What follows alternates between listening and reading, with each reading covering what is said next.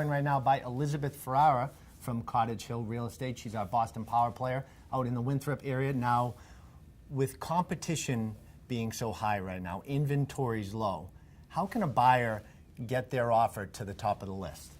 There's a couple of things that I encourage the buyers to make sure that they are really well informed by their agent. Ask your agent to find out from the listing agent, why is the seller selling? What is it? What's their timeline? What are their hot buttons? You want to know, is there a certain time frame which they need to sell on? What's interesting is a lot of people don't ask questions, and questions are key to pulling out the important information. Yeah. Another good tip I really like is if you know that you're going into a multiple bid situation and you're at the top of your price point, what else can you do to stand out? How else can you make your conditions favorable?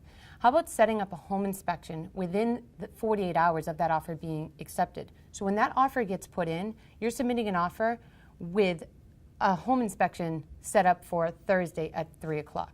Instead of having that big 2-week timeline that can really delay it. So if something does happen, the sellers do know that they're not losing time on the market. And what that says to the seller is you're prepared, you're ready to go, and we're going to make this work in any way that we can. So here's our offer. We're going to make sure we get all the potential issues out of the way up front with the home inspection. It's going to happen in 48 hours. Absolutely. Great idea. Yeah, it's one of those key elements that says to a listing agent as well that your agent's prepared and the listing agent's going to want to work with your buyer's agent as well.